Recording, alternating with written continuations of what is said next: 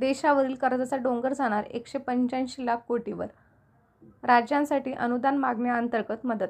अनुदान मागण्यांअंतर्गत केंद्र सरकार विशेष सहाय्य या शीर्षकाखाली अर्थसंकल्पात तरतूद केलेली नाही आणि इतर गरजांसाठी राज्यांना हस्तांतरण अनुदान प्रदान करते, असे चौधरी म्हणाले.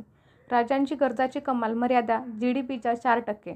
चौधरी म्हणाले की 15व्या वित्त आयोगाने शिफारस केल्यानुसार 2021-22 साठी राज्यांची सामान्य कर्ज घेण्याची कमाल मर्यादा जीडीपीच्या 4% निश्चित केली आहे.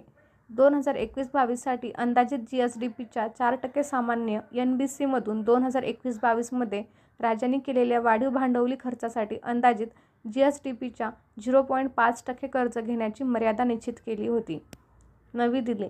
चालू विनिमय दर, सार्वजनिक खाते, इतर दायित्वे लक्षात घेता बाह्य कर्जासह सरकारवरील एकूण कर्ज 185 लाख कोटी रुपये किंवा सकल देशांतर्गत उत्पादनाच्या 56.8%